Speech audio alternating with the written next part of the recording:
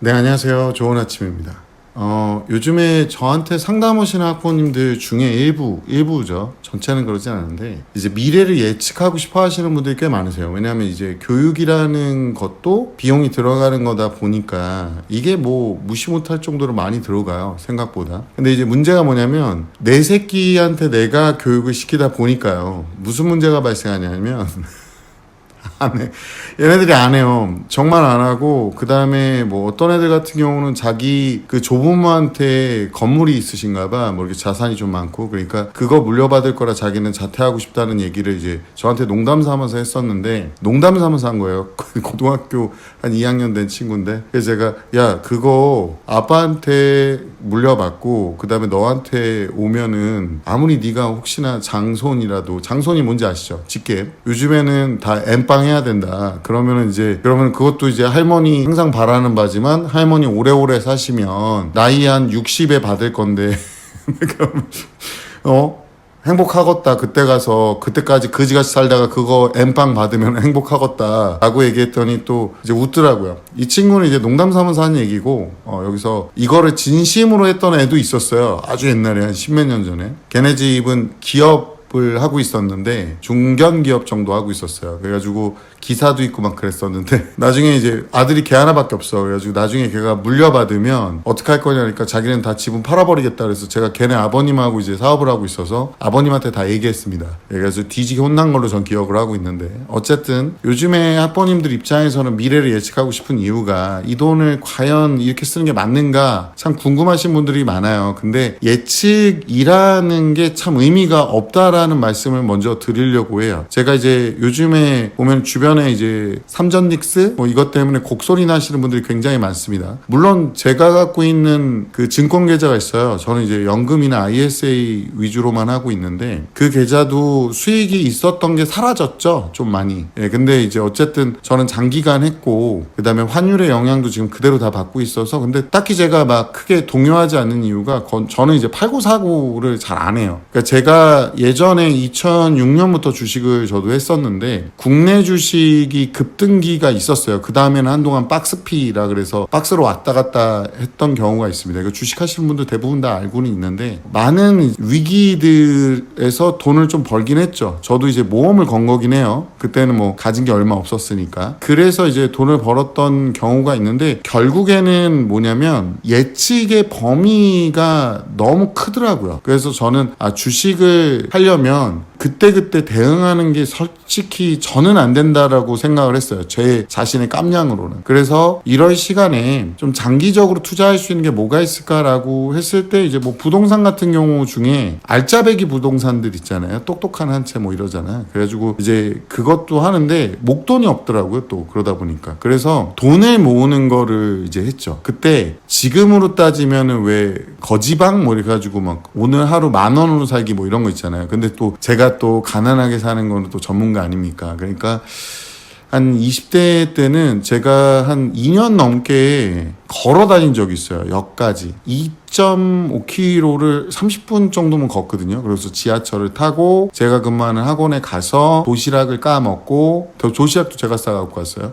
그래서 이제 다시 또 지하철 타고 또 걸어오고 이러면서 이제 여러 가지 지금 사업안이나 이런 것들을 많이 구상했던 것 같아요. 걸어 다니면서. 그때 추운 날이나 비 오는 날은 백팩을 메고, 비 오는 날은 우비를 앞뒤로 다 입었어요. 그리고 추운 날 같은 경우는 이제 방한 옷을 입긴 했는데 마스크도 쓰고 장갑도 끼고 이제 계속 걸으면서 많은 생각을 했어요. 뭔가를 만들거나 뭔가를 창조하는 생각을 많이 했던 것 같아요. 근데 그렇게 해가지고 돈을 모았던 것 같습니다. 근데 요즘 아이들 어머님들이 경제교육을 너무 개판으로 시켜셔가지고 애들한테 그때그때 엄마 카드나 또 승인받게 하는 걸로는 절대 안 되고요. 그러니까 월마다 또는 주마다 아이가 어떤 부모가 바라는, 집안 구성원으로서 부모가 바라는 행동을 했을 때 이걸로 책값이나 뭐 심한 경우는 좀 많이 주는 대신에 학원비까지 하라고 하는 경우도 있는데, 이런 경우는 학원을 그만두는 선택지는 없어야 돼요. 그러니까 아이한테 선택지가 함부로 있는 게 좋은 게 아니에요. 나 학원 안 다녀 그러면 안 다닐 수 있으면 안 돼요. 학원을 다니지 마 그랬을 때 다니지 못하게끔 할 수 있는 권한은 어머니가 있으셔야 되는데, 경제적 지급 주체한테 권한이 더 많아야지 받는 사람은 그렇게 권한이 많으면 안 돼요. 우리가 지원금도 나오면 여기에서만 쓰세요 이런 것처럼 쓸 수 있는 범위를 정해주고 그걸로 생활을 할 수 있게끔 해주는 연습이 굉장히 중요합니다. 지금도 20살이 됐는데도 어머니도 알바 한 번을 제대로 안 시키는 분들이 계세요. 정신 좀 차리세요 진짜. 애 집에서 뭐 아무것도 안 하고 맨날 게임만 하고 있고 핸드폰만 쳐보고 있는데 그대로 냅둔다고. 세상에 집에 방 청소를 매일 해줘. 어머니 그런 룸 서비스, 만약에 걔가 결혼을 한다고 쳐볼게요. 그러면 이제 고딩 엄빠나 뭐 결혼은 관련된 그 예능 프로 같은 데 나오겠죠 걔가. 그러면은 보통은 그렇게 되면 남한테 진짜 남의 인생 망치는 거예요. 어떤 어머님은 또 그러시더라고. 내가 방을 청소를 안 해줬더니 3개월 후에 들어가 봤더니 세상에 곰팡이가 핀 음식물이 있더라. 그러면은 방을 빼세요. 걔한테 주거권을 뺏으세요. 애초에 근본부터 없애시면 알아서 나가서 월세를 살든 고시원에 살든 하겠죠. 고시원에 살면 거기가 얼마나 힘들고 괴롭고. 그러니까 제가 이런 얘기를 듣고 있습니다.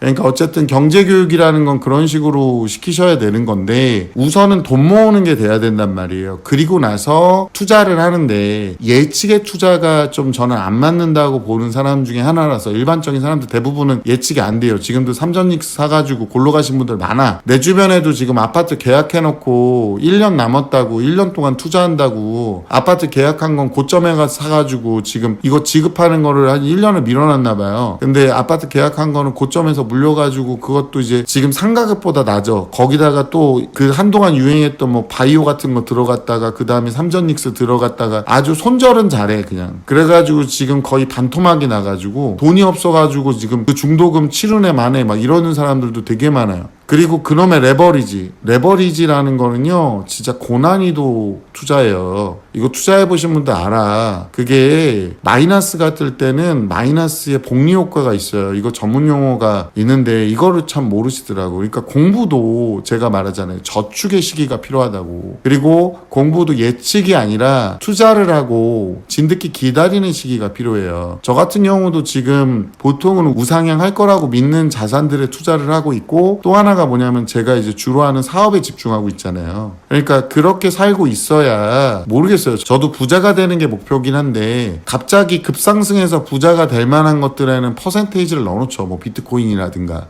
뭐 이런 거. 주변 사람들이 와가지고 야 이거 안 하면 너 바보야. 너 비트코인 안 사면 바보야. 너 삼전닉스 안 사면 바보야. 너 부동산 안 사면 바보야. 이때는 이미 겁나 늦은 거거든요. 제가 봤을 때는. 애초에 값어치 있는 것들을 공부를 하고 있고 그 다음에 준비를 하고 있고 그걸 살 돈을 모아놓고 있어야죠. 공부도 똑같은 사이클로 돼 있어요. 예를 들어서 이제 저축을 해야 되는 시기가 있어. 저축이라는 게 뭐 있어요? 저축이라는 게 공부에서 뭐 있습니까? 자기가 놀고 싶은 거 참고 공부를 하는 건데 애들이 그런 생각을 해요. 그러니까 부모가 강제로 시키면서 계속 설득하거나 아니면 그런 분위기에 집어넣는 방법밖에 없잖아요. 그러니까 사교육을 시킬 수밖에 없는 거야. 학원 가면 그런 애들 위주로 모여있거든. 학교에는 여러 애들이 섞여 있지만. 그런데 그것도 제대로 안 하고 애초에 과제물 관리도 집에서 제대로 안 해주시는 분들이 애가 저축하는 게 돼요? 공부해서 기본적으로 알고 있는 게 있어야 되잖아요. 중학교에 있는 시험 내용들은 보통 찝어줍니다. 너무 어려운 거를 다 배제시켜요. 그렇기 때문에 그닥 이 공부를 잘한다 해서 머리가 똑똑한 게 아니야. 우리가 저축을 오랫동안 열심히 한다고 해서 수익률이 좋은 건 아니잖아요. 근데 이 저축을 하는 기간 동안 계속해서 미미하지만 고정된 이자의 수익률을 받고 있지만 결국에는 참는 능력이 늘어나는 거예요. 그러니까 그런 식으로 공부를 시키다가 나중에 이제 고등학교 가면 이게 투자의 개념이 돼요. 근데 임박해서 투자를 하거나 주변에서 막 컴공가 막 요즘에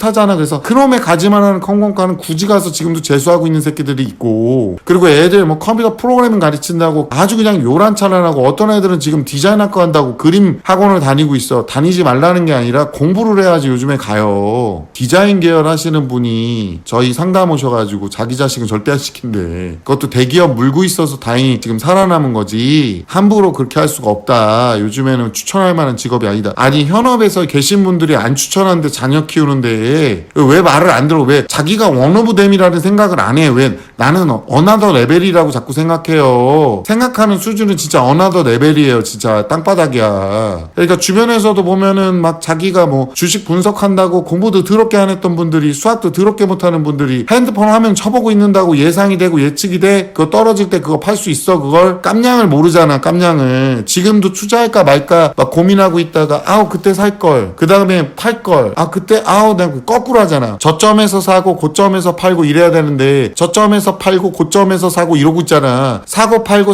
했는데 팔사 이러고 앉아있잖아 지금. 그게 똑같이 고등학교 때 일어난다고. 중학교 때 저축이 좀 잘 되는 애들 같은 경우는 고등학교 선행을 해서 미리 찍먹 투자를 해볼 수가 있는 거예요. 왜 말을 안 듣는지 난 모르겠어. 그 깜냥이 충분히 되는 애들은 그 여분의 시간을 또 만들어서 또 다른 투자를 해볼 수 있는 거죠. 그럼 장기 투자가 될 수밖에 없잖아. 가능성 있는 투자를 하는 거지. 솔직히 중학교 때부터 이과 공부하다가 고등학교 딱 1학년 때 해봤더니 아닌 것 같아. 아 그러면은 그때 가면 문과 가도 늦지 않는데 애초에 아무 생각 없이 애들 교육도 안 시켜놓고, 그리고 중학교 때는 대충 그냥 중학교 시험 A 나오는 거 보면서 좋아하고 계시다가 시간 지나가지고 임박해서 우리 이과 보내야 되는데 우리 아들 부자 돼야 되는데 어디 투자해야지 급등해요? 이거랑 똑같은 거 아니에요. 뭔가 투자를 하고 이 수익이 난다는 건 당연한 것들이 아니에요. 그만큼 수익률이 적을수록 안정적인 투자가 되겠죠. 근데 장기 투자 같은 경우도 그 불안을 줄이기 위해서 하는 거란 말이야. 피터 린치라는 분이 이런 말을 해요. 수익을 당연시 여기는 사람들은 하락장을 맞아보면 바로 고쳐진다고. 그러니까 본인이 공부를 임박해서 해봤는데 안 되는 걸 느껴보면 뭐가 고쳐지겠어요.